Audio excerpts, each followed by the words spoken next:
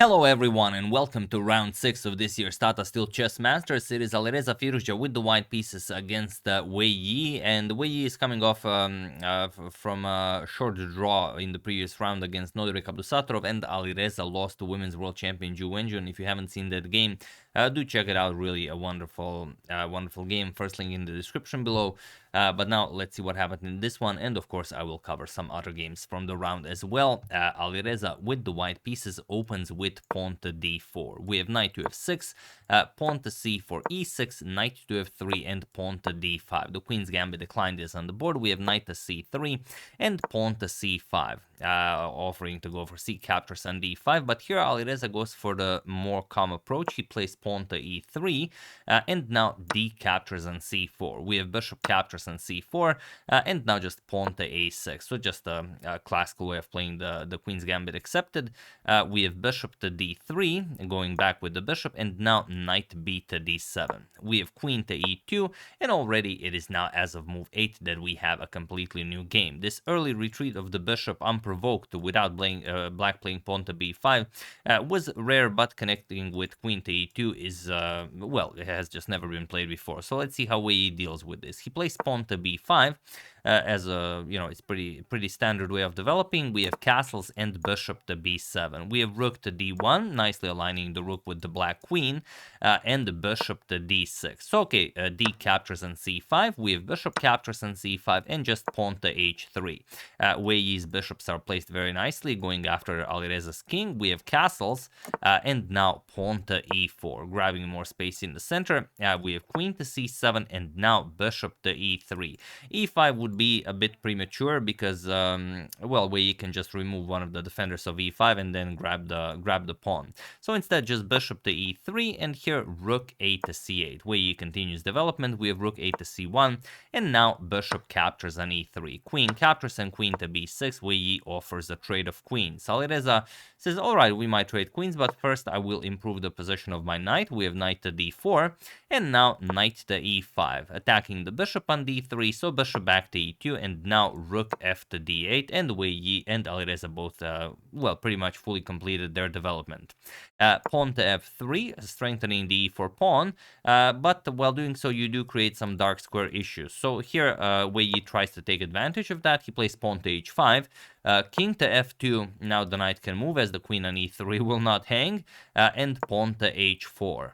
We have knight to b3, now offering a trade of queens, as he might soon find his king in an unfavorable situation. Queen captures on e3 with check, king captures, and now pawn to g5. So grabbing hold of the king side, and Wei Yi says, all right, I like my position. I don't think you have anything with white here, but Alireza finds something very tricky. He plays rook captures on d8, rook captures on d8, and now knight to c5, attacking the bishop, and if the bishop moves, also maybe attacking the a6 pawn, for example, if you go to a8. So bishop to c8 was played, and now just pawn to a4, making life very, very hard for Wei Yi. The problem is, there's no good reply here. You can't really push b4, you can't capture on a4. I mean, you can, but if you play b4, then knight a2 attacks the pawn, and once you defend it, then knight to b3 attacks the a5 pawn, and there's no way of defending the a5 pawn now. So here you could capture, but then okay, knight will capture, and a6 will be very weak. The rook will be able to go after the pawn here. So knight f to d7 was played. It is in fact the top move recommended by the engine. And Alireza claims the pawn. Knight captures on d7, bishop captures, we have a captures, and now knight captures on b5. So Alireza wins a pawn, and it's a passed b pawn. And well, Wei Yi could definitely consider capturing the knight here. Idea being that if captures, now, okay, Alireza is up a pawn, but he has a light square bishop. All of his pawns are on light squares. The knight on e5 is just a monster knight, a beautiful piece, cannot be opposed by the bishop. So definitely something to consider, and of course Wei Yi did consider it, but he decided against it. He played knight to g6, The knight can now be put to f4 if needed, maybe even h5 and g3. Although there's still too much in play to just land the knight on g3. There's the rook, the passed b pawn, and so on. So rook to d1 is played, preventing the bishop from moving. Now king to f8. Wei Yi needs to bring the rook to help out with the defense of the rook before moving the bishop, or defend the bishop while moving the rook. So pawn to b4.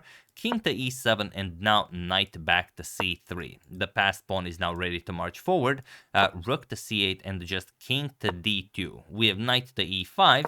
And now pawn to b5, advancing the passed pawn, king to d6, now even going in front of the white rook, but he will be able to defend the pawn with his king. So king to c2 with a discovered check, king to c7, and now king to b3. We have rook to b8, putting pressure on the b pawn, but it is very well defended by the knight, by the bishop, and of course by the king. King to b4, we have bishop to e8, and now knight to a4. We have knight to c6 with check, forcing the king back, covering the a5 square. King to c5, and now knight to e5. Looking for some other checks. Knight to d7 check will also force the white king back. So rook to c1. If the white king moves, you will threaten some nasty discoveries here. Rook to d8, and now king back to b4 with check. The king now has to move, king b7, and now rook to c5, putting pressure on the knight. And okay, this is move 41. Time control has been reached. Wei Yi had some 2 minutes on the clock when he reached time control. And now the question is, do you move the knight and give up the g5 pawn, or do you defend the knight? In the game, Wei Yi defended the knight. The engine says that you should play knight g6 and give up the pawn, but I mean, even this looks lost, just rook d2, and of course the engine favors activity. Now Alireza would be up 2 pawns, but he would have an active rook, so maybe a better way to go than Wei Yi's pawn to f6. He does keep material, but his position is very passive. We have rook back to c2, stopping rook to d2, but also freeing up the c5 square for the knight, as the e6 pawn has been weakened. Knight to c5 check will pick up the e6 pawn. So rook to d6, Wei Yi defends it, and now just king to a5. Alireza brings the king in to help out with the escorting of the pawn. Pawn to f5, and now knight to c5 with check. We have king a7, and now Alireza plays knight to a6. Here he had to do a little bit of calculating, because there's this very cool trick of rook captures on a6. It just doesn't work. The problem is that after pawn captures, there's this knight to c6 with check, and now if you go back with the king, which is sort of your only move with the king, you go under the mask of the bishop, and then knight to d4 with check will pick up the rook on c1, on c2. But you can capture on c6 with the rook, and after bishop captures, you just play bishop to b5, and your extra pawn is of course winning. No worries there, especially since the pawn is queening on a light square. You have a light square bishop, more so. And if bishop to a8, you will move the bishop back to d3, and this is an elementary endgame where you are winning the endgame of bishops of the same color, where you are up a pawn. So instead, after knight to a6, bishop to d7 was played, and here Alireza did take his time. I think he maybe even took 20 minutes here in this position, because pretty much every move is winning for white, but you also want to make it a precise one. He just played e captures on f5, and he was in this position on move 46 that Wei Yi resigned the game, as there is nothing more to be done here. Of course, you could still play it a little bit, and if he really wanted to, he could, but he of course knows that Alireza is incredibly strong, and that chances are that he will not make a mistake here. So if you guys are interested, of course I will show how you could also win this. For example, of course he will win back the pawn. Now some rook to c7 check. You want to go to c5, but it's important to be precise.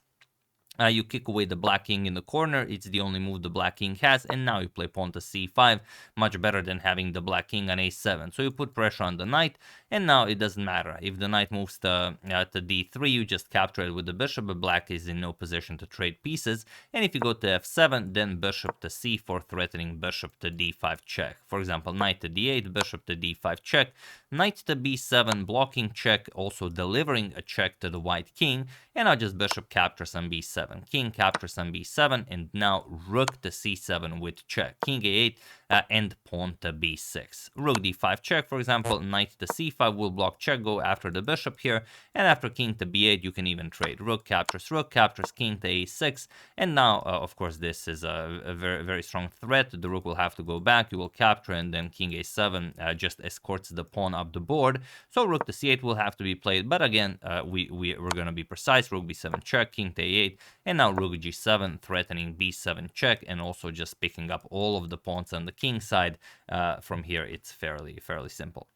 So yeah, after he captures on f5, Wei Yi had enough, and he said, "All right, you Alireza, sir, take the full point." You know, it's a good way to bounce back. He lost the previous game to Ju Wenjun, like I said. If you haven't seen it, first link in the description below. But now he bounces back, and Anish Giri was still playing his game, so I don't know the exact standings. I could check now. So if you're not interested in results of the other games, you know, stop the video now. But yeah, I will check. Just to check up on. Okay, Anish and Parham are still playing. It's rook and pawn versus rook and pawn. Yeah, they're still going hard at it. But yeah, Max Farmeram defeated Donchenko. Ding drew with Abdusatorov. Alireza defeated Wei Yi. We've seen that. Nepo drew against Pragnananda. That was also a very interesting game. Jordan Van Forest lost to Gukesh and Women's World Champion Ju Wenjun. Well, a fairly early draw to Vidit Gujarati. So if you have any favorites, do use hashtag suggestion, but I will show at least one more game from round 6 of this year's Tata Steel Masters, and then we're going to discuss the standings and, you know, everything fun that happened, maybe check out a few photos and so on. So yeah, that's the game. Hope you enjoyed it. I would like to thank Mark Henley Brennan, Brian Paquin, Johan Claessens, Len Herbert, and Christopher and Ruth Burkett for your contribution to my channel. Thank you a lot. I really appreciate it. As usual, you can check two of my previous videos here. Thank you for watching, and I will see you soon, continuing to check up on your wonderful suggestions and whatever else happens in the chess world. So thank you all. I will see you soon, and have an excellent rest of your day.